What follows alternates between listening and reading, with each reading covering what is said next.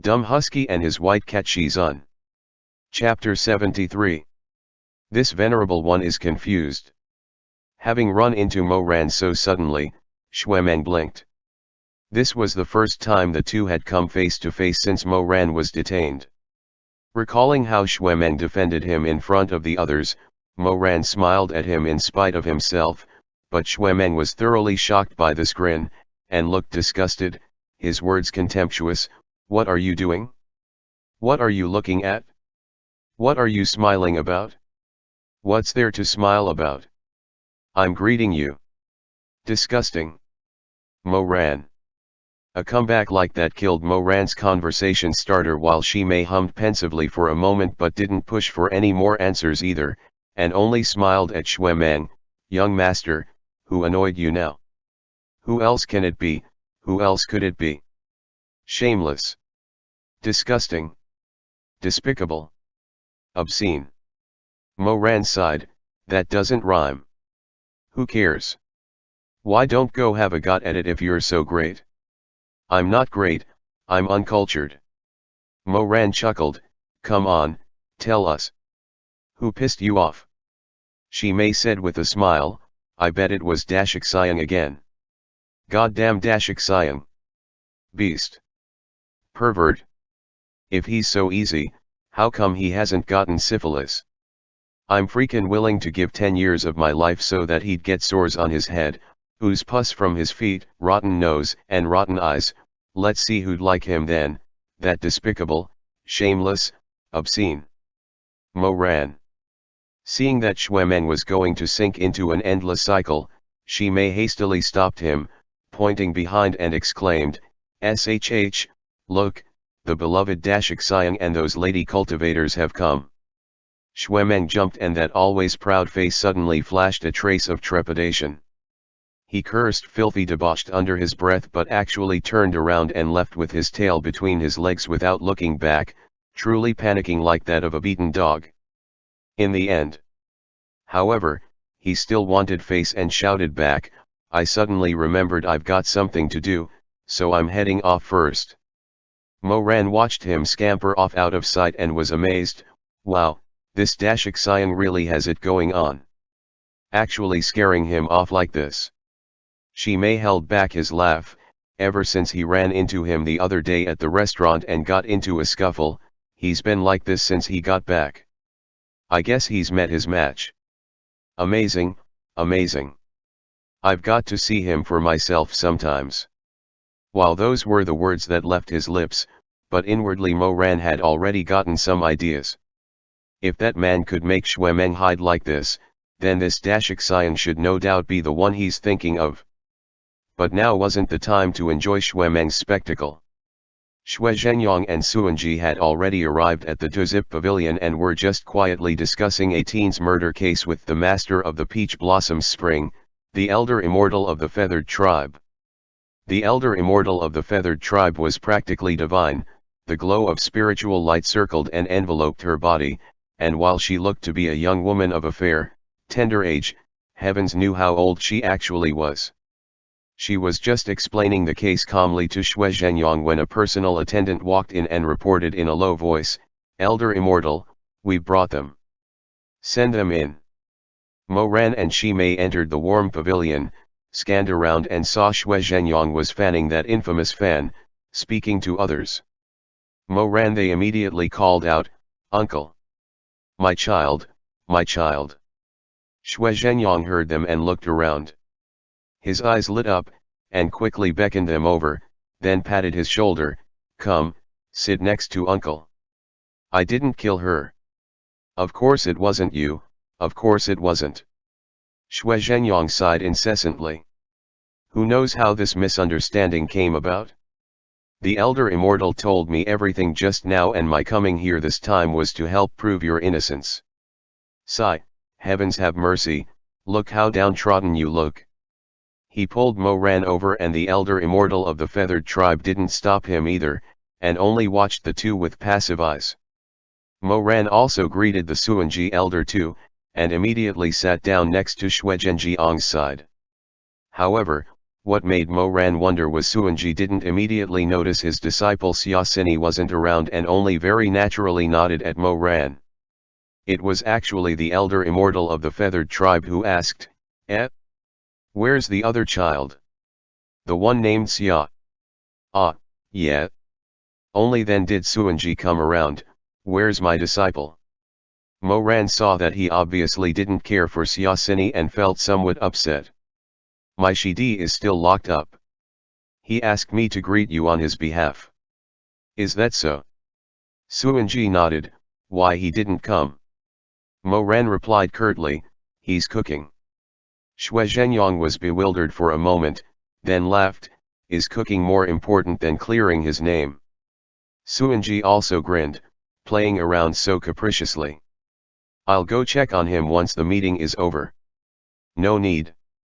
After the meeting, we still got to eat. Mo Ran said, interrogate however you will, but let's get this over and done with. Thus, Xue Zhenyang spoke up, Elder Immortal, let's continue what we were discussing earlier. How about this, we have an elder in our sect who is skilled in refining pills.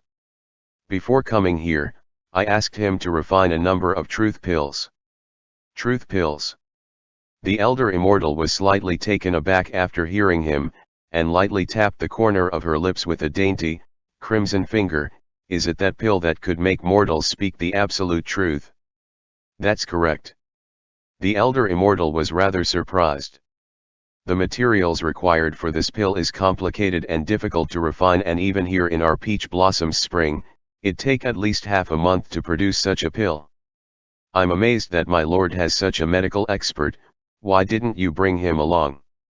He's not very sociable by nature, and dislikes traveling with others. Xue Zhenyang replied.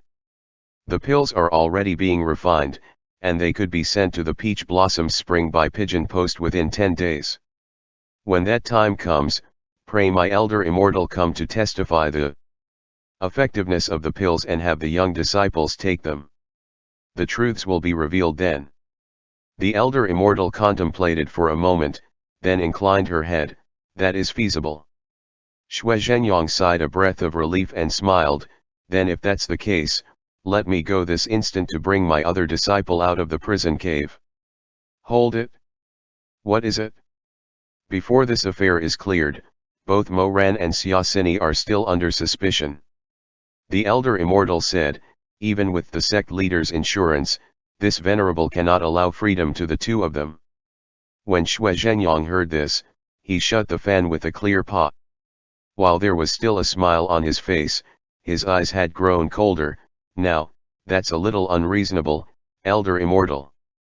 The elder immortal of the feathered tribe raised her gaze, and stared at him with a pair of scarlet red eyes. Is Shuezunzu dissatisfied with our decision? Of course.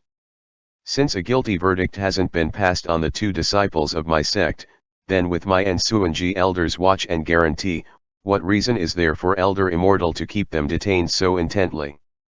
It's not really detention. The Elder Immortal said coolly, I've never mistreated them and their daily meals are uninterrupted. I've only restricted their movements, it's not unreasonable.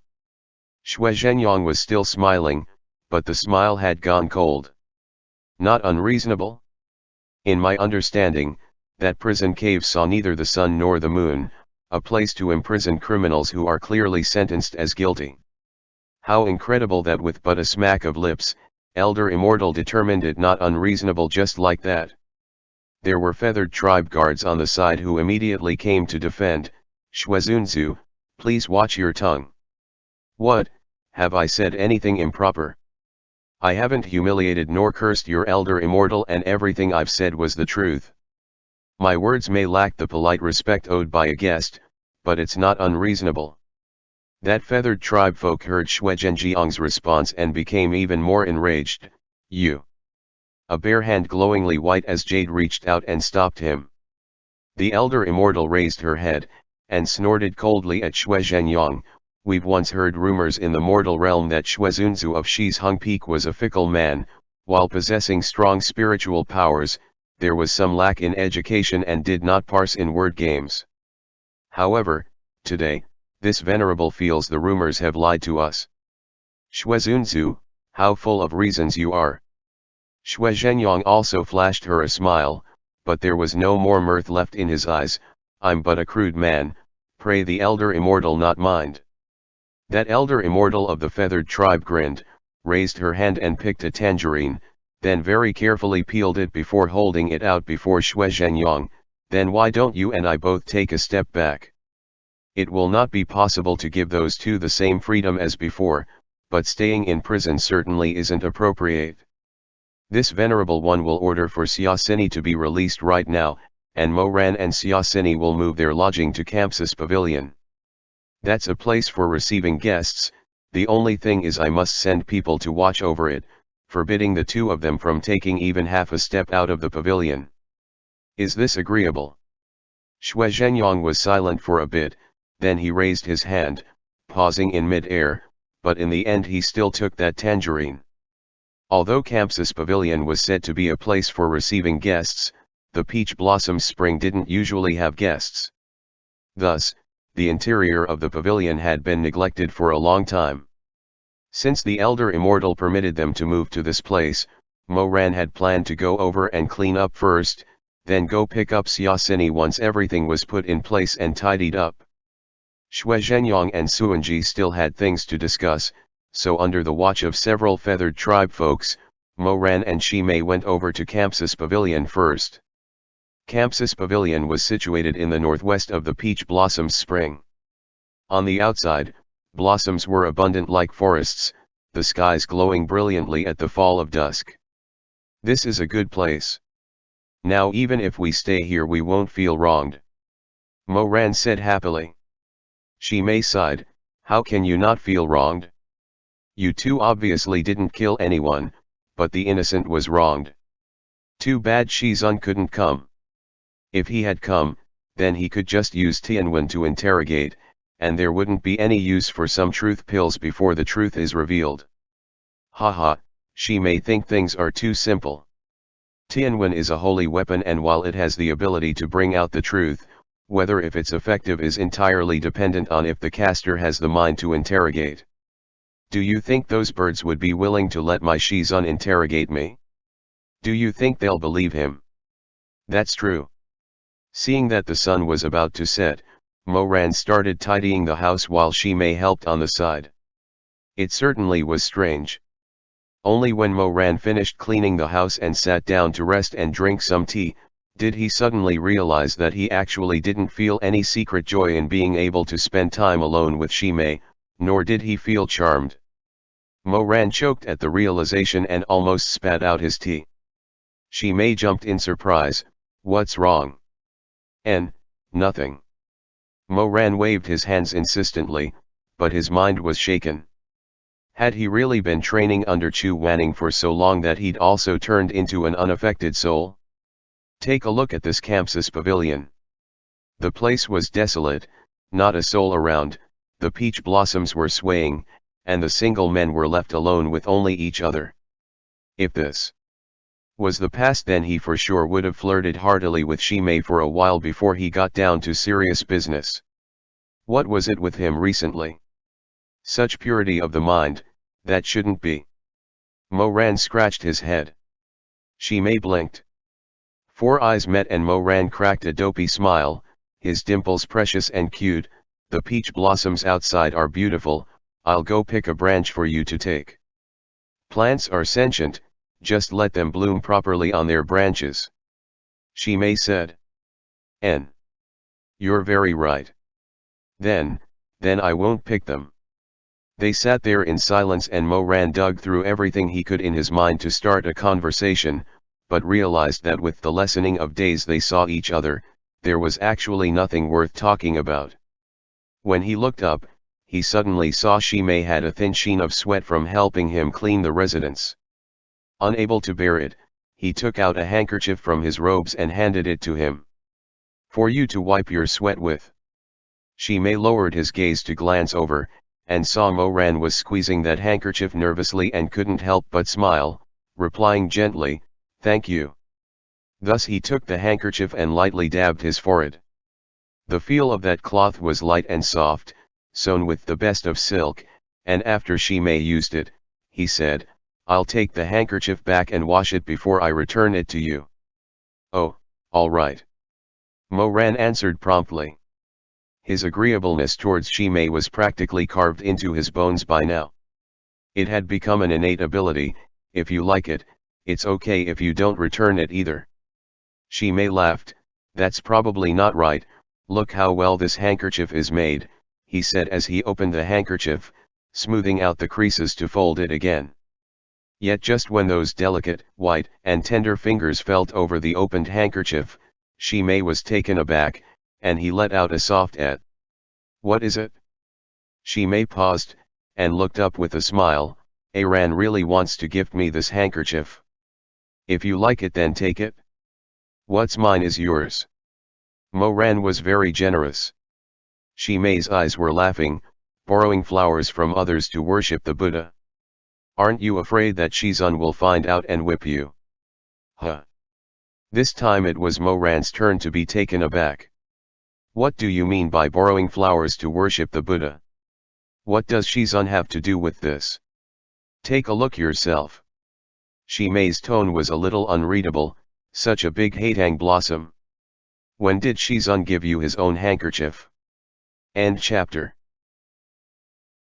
Dumb Husky and his white cat Shizun. Chapter 74. This venerable one is at fault. Mo-ran was dumbstruck. A long while passed before he snapped out of it, entire face bright red as he waved his hands frantically. "No, that I dunno, this isn't mine. Where did my handkerchief go? I. Heavens, how am I gonna get out of this one?" He stared at that square of silken cloth with a hatang flower sewn in a corner, but couldn't for the life of him remember why he even had it. He racked his brain in a panic, then suddenly smacked his head. "Ah! What is it? I remembered." Mo-ran let out a breath of relief and took the handkerchief back from Shimei's hands with a smile. "Sorry, this handkerchief isn't mine, so I can't give it to you." "Shimei, but I didn't even say I wanted it to start with." "But it's not Shizun's either. It's not like everything with a hatang on it is Shizun's." Mo-ran folded the handkerchief neatly and tucked it back into his robes, beyond relieved that he hadn't accidentally taken Shizun's handkerchief. "It's Shizun's." Shimei looked thoughtful. "Shizun's.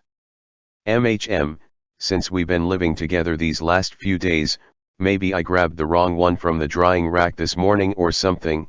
Haha, how embarrassing." It's no big deal." Shimei smiled gently and stood up. "It's getting late, we should go pick up Shizun."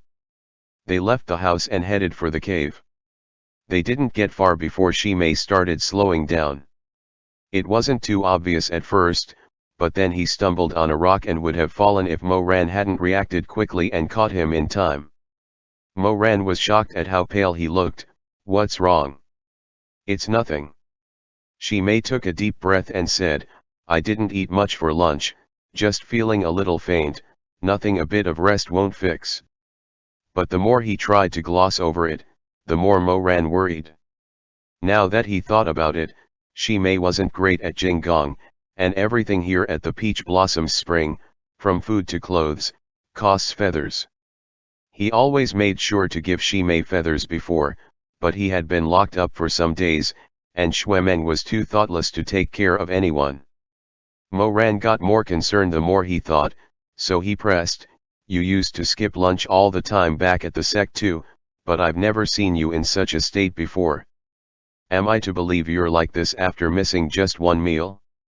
Tell me the truth, when was the last time you ate?" Mo-ran's expression grew even darker at his refusal to answer. He grabbed him and started walking in the opposite direction. Shimei fretted. "Aran, where are we going?"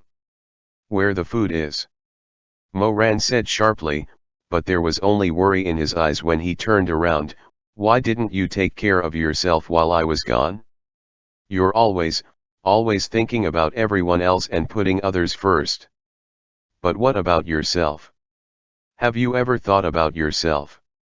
Aran." he dragged Shimei all the way to a tavern. Normally, Shimei belonged to the healing division and shouldn't be here in the attack division area without a token, but anxiety had been high ever since the incident with 18, so the feathered tribe lifted that restriction to ease things. What do you want? Order whatever.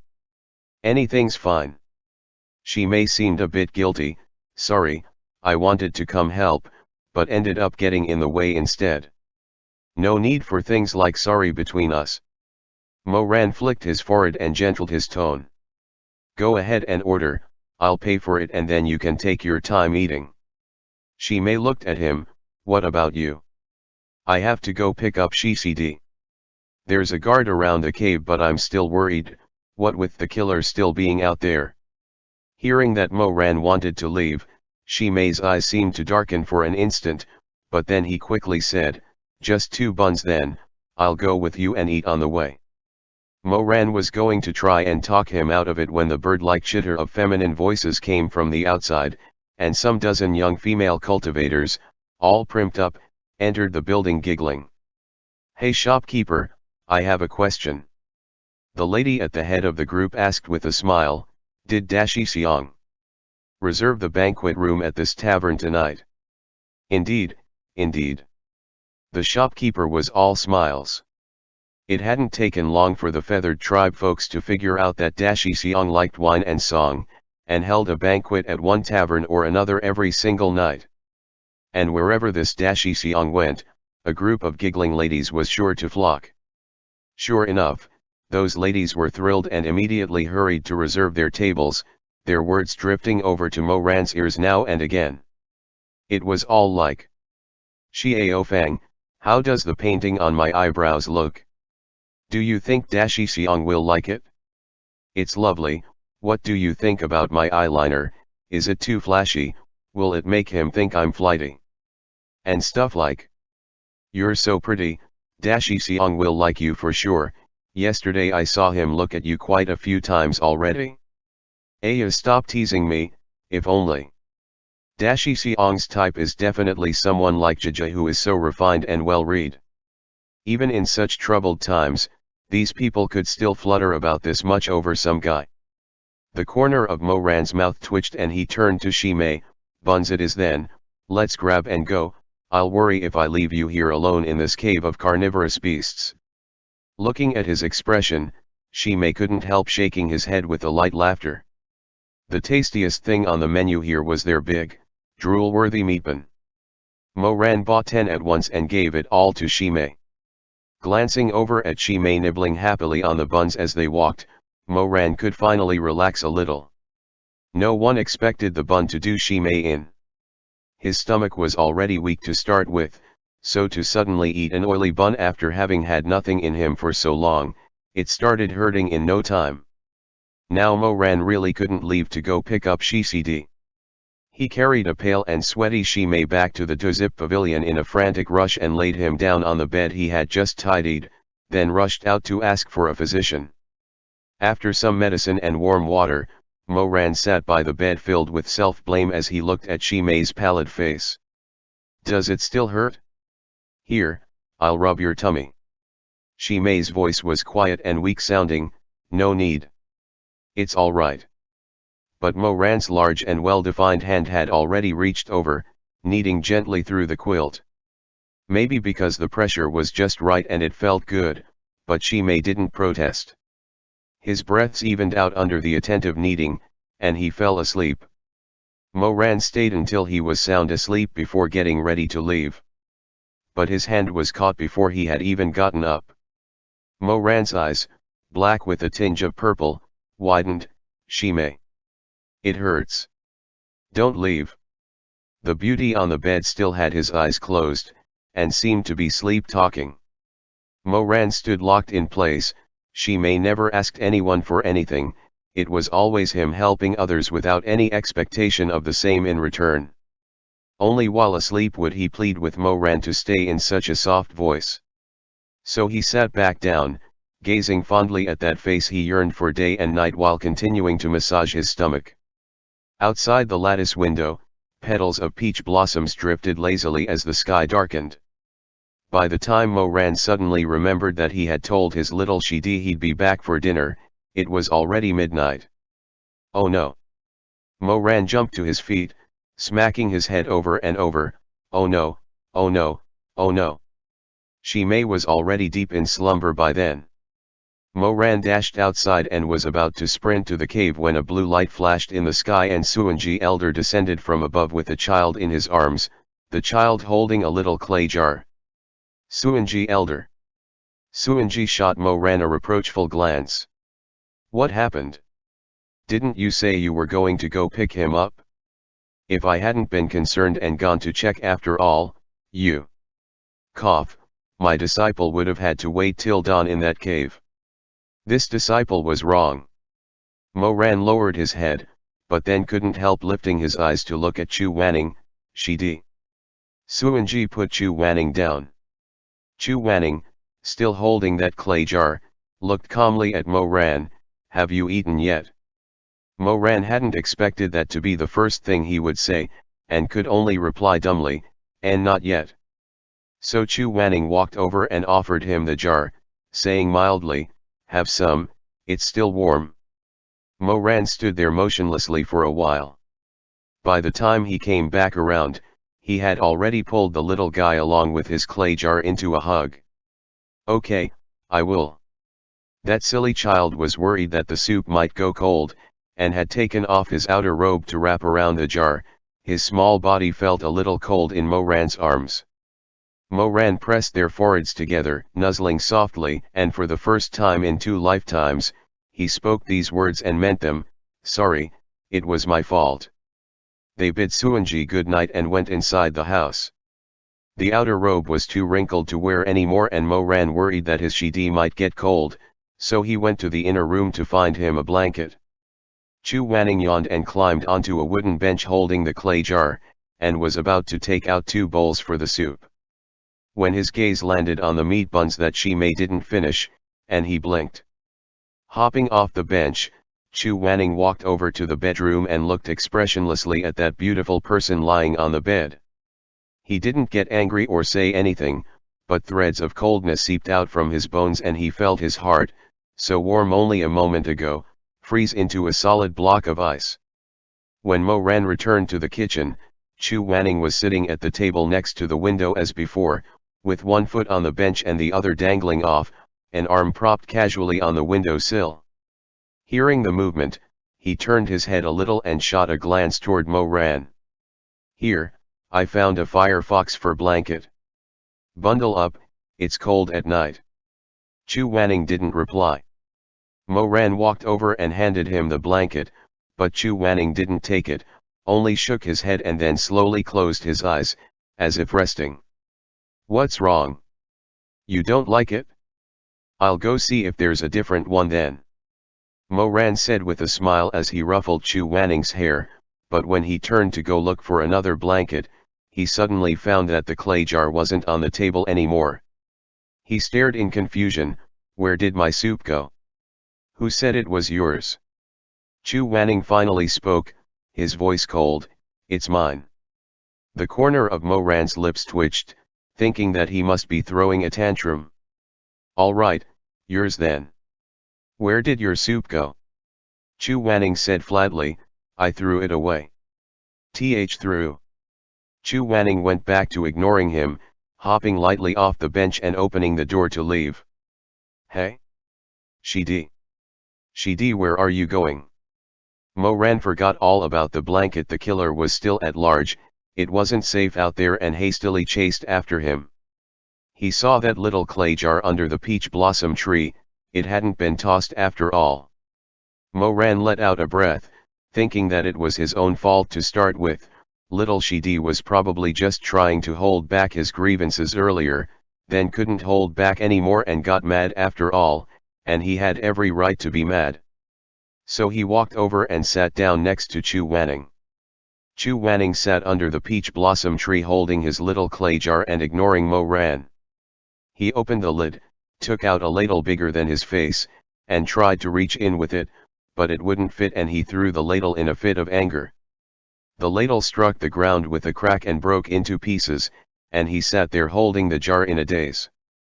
Mo Ran, with his head turned sideways and cheek propped up, suggested, "Just drink right out of it, it's just us two here anyway, no need to be embarrassed."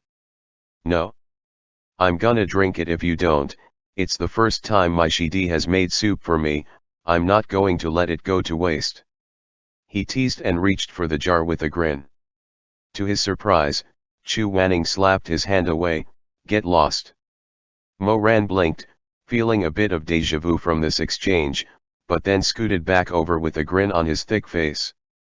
"Shidi, I was wrong, please don't be mad anymore.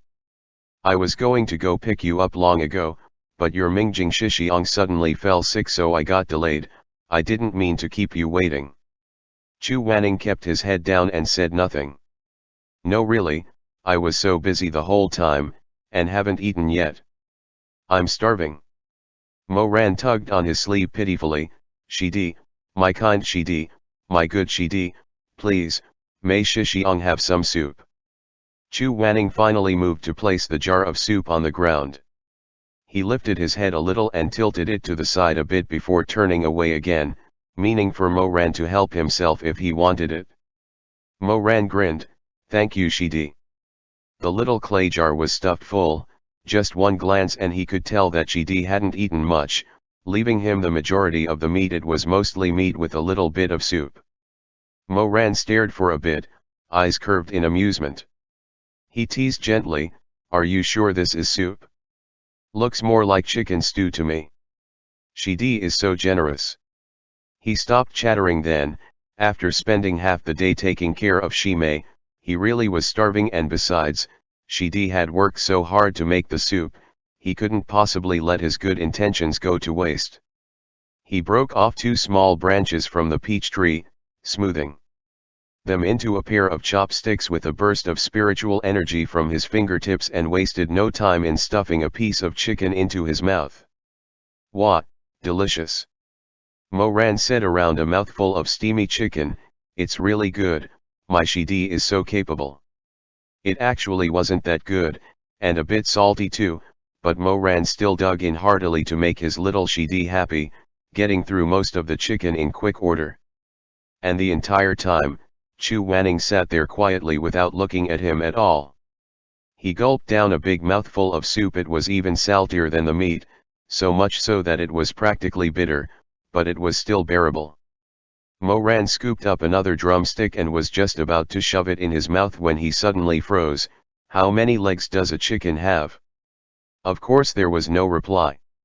So he answered himself, 2. He looked at the drumstick held between his chopsticks, then looked at the bone from the other drumstick that he had just eaten. The idiot finally lifted his head, dazed, and asked Chu Wanning, "Shidi, were you," but he didn't have the courage to say the rest. "Were you waiting for me this whole time, and haven't even eaten yet? The jar of soup is all meat, is it because you waited for me for so long that all the soup evaporated and there was only meat left, and that's all that was left to put into the jar, only to have me think that you've already eaten? And just left some for me? That you cooked it wrong and turned chicken soup into chicken stew?" Mo Ran put the clay jar down wordlessly. But he had realized too late, there was hardly any meat left in there. Chu Wanning finally spoke. His voice was calm and even still, with a bit of youthfulness. "You said you would be back for dinner. So I waited," he said slowly, flatly. "If you don't want it anymore, then at least send word so I'm not waiting like an idiot." "Okay. Shidi." Chu Wanning was still turned away, refusing to look at him. Mo Ran couldn't see his face. "Have someone pass me a message that you're going to go keep that you're going to go keep Mingjing Shixiang company instead. Would it have been that hard? You took my jar and rambled so much before eating, but didn't even ask if I've eaten yet. Would it have been that hard? Would it have been that hard to check and see how many drumsticks are in the jar first?" This last one sounded a little funny even with all the remorse he felt, but Mo Ran's dimples froze on his face before they had even formed. His little Shidi was crying. Chu Wanning would never have cried over such a minor thing in his adult form, but no one knew that. Although being turned into a child by the willow sap didn't affect his mind too much, there was some impact. After all, his temperament became more childish whenever he's tired or overexerted himself. This hidden property of the sap was extremely difficult to detect, so neither Madame Wang nor Tanlang Elder noticed when taking his pulse. I also feel hunger and sadness, I'm only human too. Even with the younger mentality in the foreground of his mind, Chu Wanning still held onto his self-restraint, fighting back sobs without a sound, but his shoulders shook uncontrollably as tears welled up and fell from his reddened eyes. All those years, Yuhang Elder had always endured it silently. No one liked him, no one kept him company, and he had always feigned nonchalance as he walked through the admiring crowd, lofty and composed. Only with his mind tinged by childish thoughts would he break down and speak the truth, let out the misery that had been piling up for so long. It wasn't that he didn't care for those around him, only that he did it quietly. But such quietude, without anyone to see or notice, day after day, was also a kind of torment. Watching the minute trembling of his little Shidi's shoulders, Moran's heart clenched and he reached out to soothe him, but his hand was slapped away before it even made contact. Shidi! Don't touch me! Chu Wanning always put up a strong front, regardless of age. He firmly wiped away his tears and stood up. I'm going to bed. You can go keep your Shidi company, just stay away from me. In his indignation, he even forgot that Shimei was older than Moran. Moran opened his mouth to say something, but Chu Wanning had already left. He disappeared into the other bedroom and the door slammed shut with a loud bang. There were only 2 bedrooms in the courtyard of Campsus Pavilion. Moran was planning to let Shimei sleep in one while he squeezed into the other with his little Shidi, but he was so mad and even locked the door, so it looked like Shidi's room was out of the question. And he didn't want to just climb into bed with Shimei either. Not to mention, having been scolded by his little Shidi and even made him cry, Moran's head was a complete mess and he wasn't in any mood to think about lovey-dovey anything, so he simply sat there in the courtyard. In a daze, surrounded by peach blossoms in full bloom, holding that clay jar that his little Shidi had brought him all this way. A long while later, he sighed and slapped himself across the face, cursing in a low voice, "You good for nothing." And so he spent the night with the ground as bed and the sky as blanket, lying on the ground covered in fallen peach blossom petals, staring blankly at the sky. Little Shidi. Shimei. Shizun. Shuemeng. The fake Gushin from Jinchinj Lake, the unknown killer. Chu Sun and his son in the illusion. Many blurry figures flashed through his mind. He vaguely felt like something was off, but the feeling was so faint that it disappeared before even he himself noticed. Peach blossoms bloomed splendidly, petals drifting gently down. Moran caught a fallen blossom in his hand, holding the perished flower up against the moonlight. He recalled the final moments of his previous life, when he had laid himself down into the coffin prepared ahead of time. That day, the sky was also adrift with fallen blossoms, soundless and fragrant. Only they were Haetang blossoms. Haetang. The one he liked, in this life and last, was Shimei. But why, moments before death, had he chosen to bury himself under the Haetang tree in front of the sky-reaching pagoda, where he had first met Chu Wanning? Many of the things he had done in his past life now frightened him to think about. After his rebirth, the longer time went on, the less he understood why he had been so cruel before. Slaughtering entire cities, oppressing the weak, killing his master. Even forcing Chu Wanning to do things like that with himself. Moran tossed the peach blossom away and laid his hand across his forehead, then slowly closed his eyes. Little Shidi's words earlier, "I also feel hunger and sadness, I'm only human too," circled in his mind. The one who had said it was his little Shidi, but for an instant, Moran saw the silhouette of another person. A person dressed in snow-white robes, but then he blinked and the white robes had become red wedding robes that dragged on the ground, just the way he had looked during the ceremony in the ghost mistress's illusion. I'm only human too. I also feel sorrow and pain. Mo ran. I also feel pain. Mo ran suddenly felt a suffocating stuffiness in his heart, as if something was trying to burst out. A sheen of cold sweat covered his forehead. He squeezed his eyes shut, drawing labored breaths. Murmuring, I'm sorry. He didn't know whom he was apologizing to, his little Shidi, or that person in the wedding robes. Inside the bedroom, Shimei sat up. Padding quietly over to the window without turning on the light, he looked through the gap in the window, gazing from afar at Mo Ran lying amongst the fallen petals with an arm wrapped around a clay jar, his eyes dark, thoughts unknowable.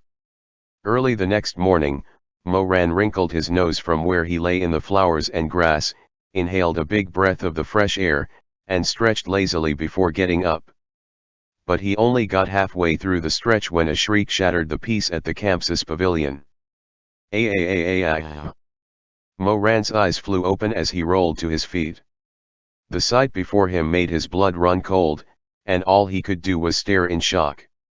Each and every one of the 15 feathered tribe elites assigned to guard the campus pavilion had been murdered overnight in the exact same manner as 18, with a willow vine glowing brightly scarlet wrapped around each of their necks. Jiangui.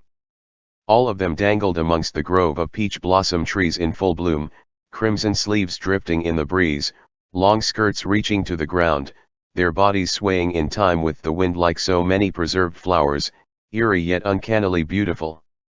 The one who had screamed was a low-ranking member of the feathered tribe who had come to deliver breakfast. She trembled in fright, the bamboo basket she held now laying on the ground, congee and pastries spilled all over. She trembled even more violently upon seeing Mo Ran standing in the courtyard, and reached behind her for something. Mo Ran stepped forward without thinking, no wait, it's not what. But it was already too late. She had activated the seal of imminent crisis tattooed on her lower back.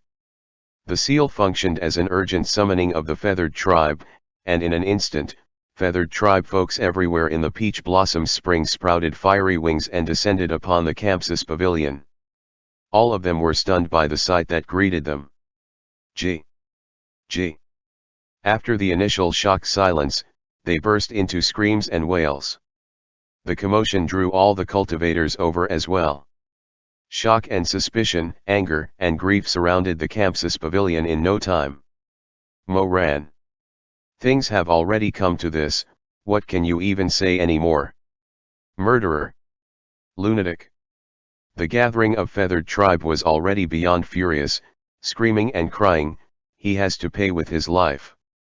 Kill him. Kill him. It'd be a struggle for Mo Ran to defend himself even if he had 100 mouths and he only had one. If I really was the killer, and could kill all of them this easily, then why would I stay here? To wait to get caught? A feathered tribe folk with flame red hair and a tear-stained face spat, you shut up. It's already like this, and you still dare to. Someone else raged, if you're not the killer, then why was everyone but you killed? That's right. Deceitful and treacherous.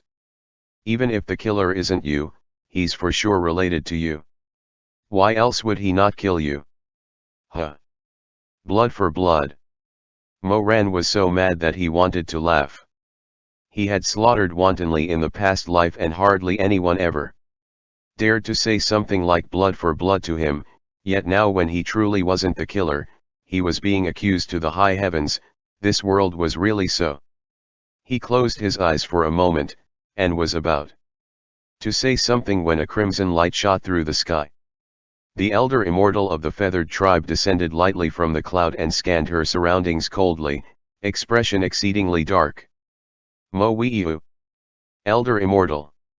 The elder immortal stared him down for a while, then walked over to one of the corpses and lifted the blood-stained willow vine wrapped around its neck. Where is your weapon? Take it out and show me. Are you refusing? Mo Ran let out a sigh. His weapon was Jiangui, who knows how many people had already seen it during training, and a bunch more saw when 18 was killed. If he were to take it out now, it will be compared with the willow vines around the necks of the murdered guards, and no doubt used to implicate him. But if he refused, then it would look like he had a guilty conscience. A scarlet blaze appeared with a whoosh in his palm as Jiangui took form, coursing with a red fire, crackling flare. Feel free to look, Elder Immortal. End chapter. Dumb Husky and his white cat Shizun. Chapter 75. This venerable one is illiterate, deal with it. The gathered crowd gawked at Jiangui, then looked at the fiery red willow vines wrapped around the necks of the murdered, and grew even more agitated. You did it? Just like when you killed 18.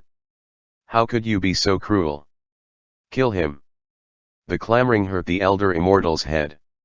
With a hand pressed against her temples, she said coldly, Mo Weiyu, I will ask you one last time, did you or did you not kill them? I did not. Very well. The Elder Immortal nodded. Mo Ran let out a breath, thinking she was going to let him go and was just about to express his gratitude for her wisdom and righteousness when she lifted a hand in a gesture of indifference and said in an ice-cold tone. This person has committed myriad transgressions and refuses to admit to his crimes. Seize him. When Shimei came out after washing up and getting dressed, he saw Mo Ran being restrained with magic by over a dozen high-level feathered tribe folks while another tied his wrists with immortal binding rope. What are you doing? All color drained out of Shimei's face as he hurried to Mo Ran's side. What happened? No one replied, but the corpses swaying eerily between the peach blossoms was answer enough. Shimei drew in a sharp breath and took a step back, bumping into Mo Ran's chest. Ran.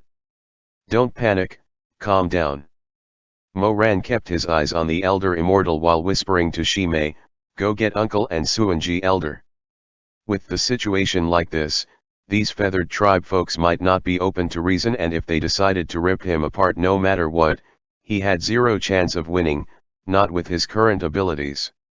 He needed Xue Zhenyang and Suanji to step in as soon as possible.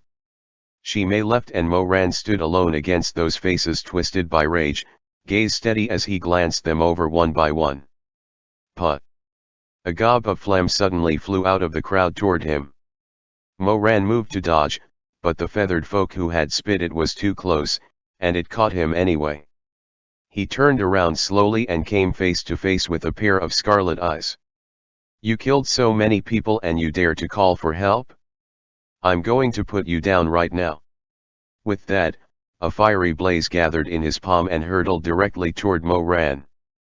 Mo Ran stepped back and to the side, the scorching blaze singing his bangs as it shot past him and crashed into the peach tree behind him, snapping the sturdy trunk in half. Thud. The peach tree fell over, flowers scattering all over the ground like snow in the wind. Mo Ran looked at the tree on the ground, then turned to look at the attacker. I've said it already, but I didn't kill them. The truth pills will be ready in 10 days, it won't be too late to seek your revenge then. 10 days. You'll have murdered everyone here by then.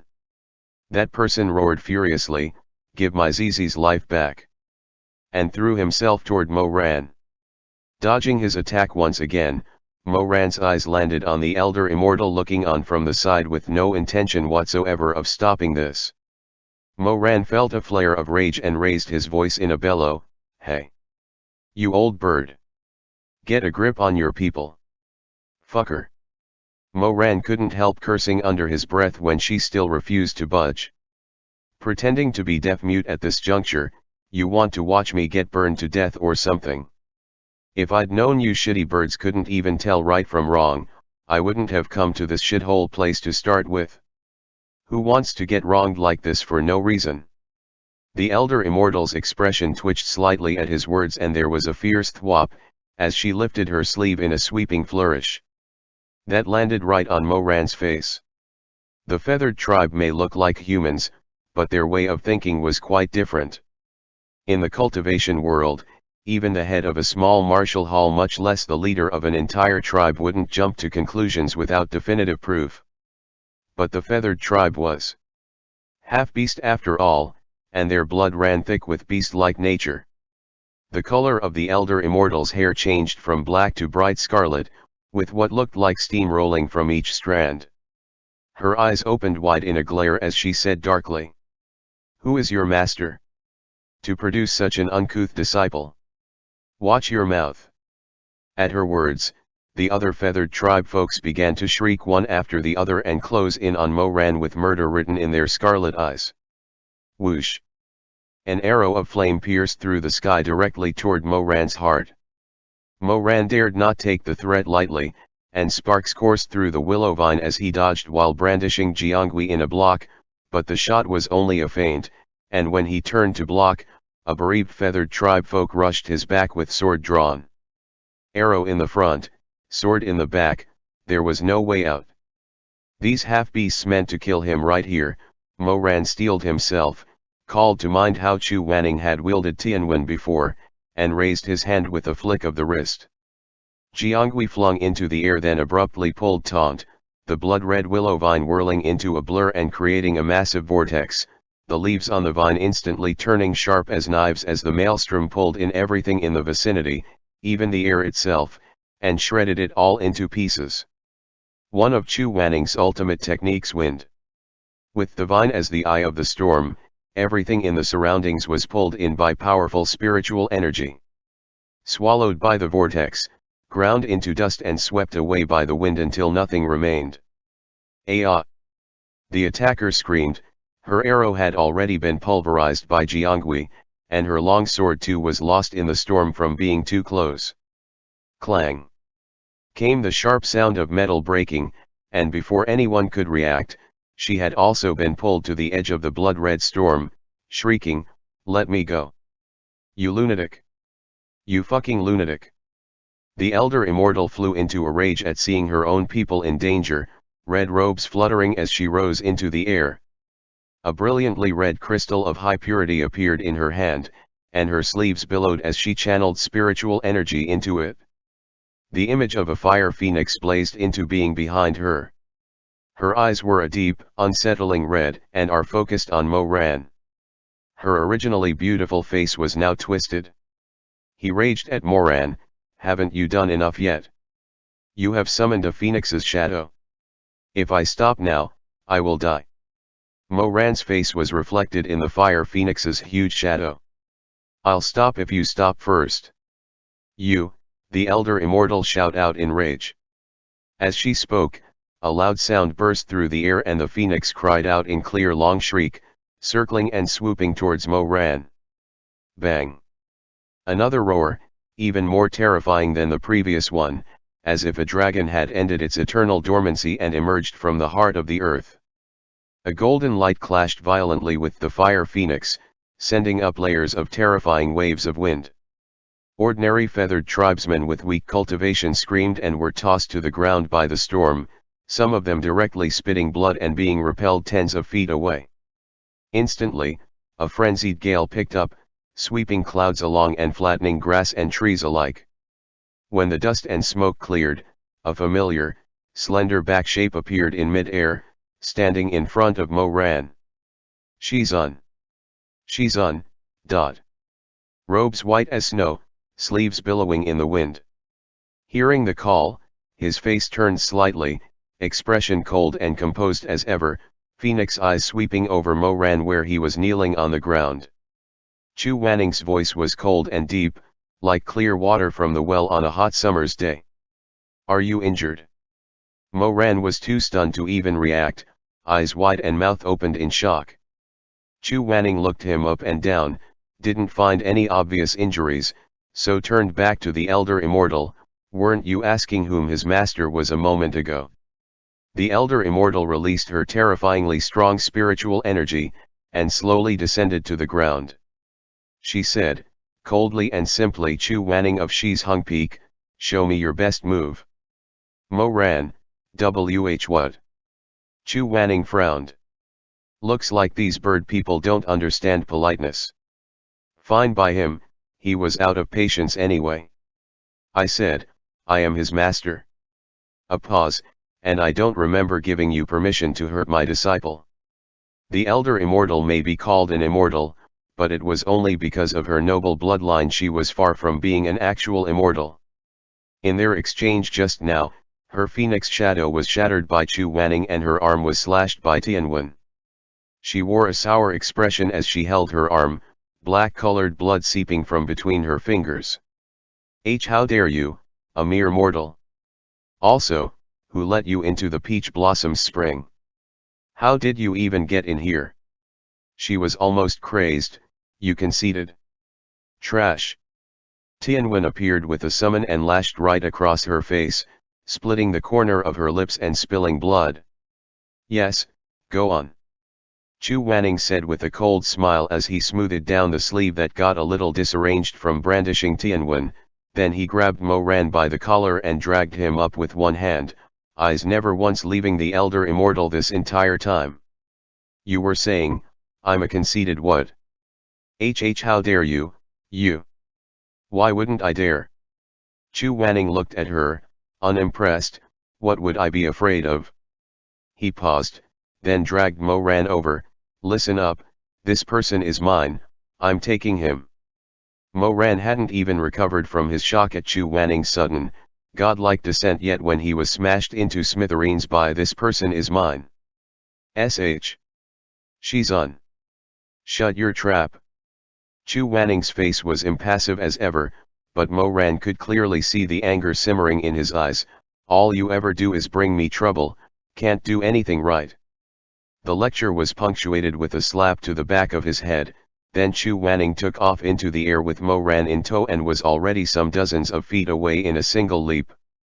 By the time Mo Ran realized what was even happening, they were already at the barren outskirts of the Peach Blossom's spring. Shizun.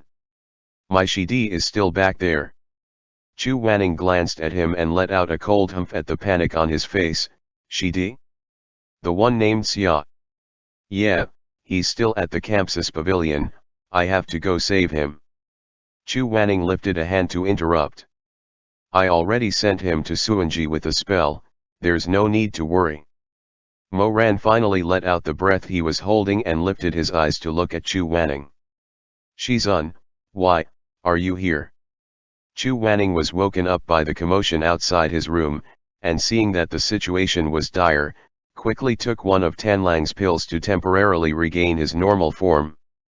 But he couldn't tell Mo Ran that right now, so he only said coldly, why can't I be here, before lifting a hand and forming a golden hatang on the tip of a finger.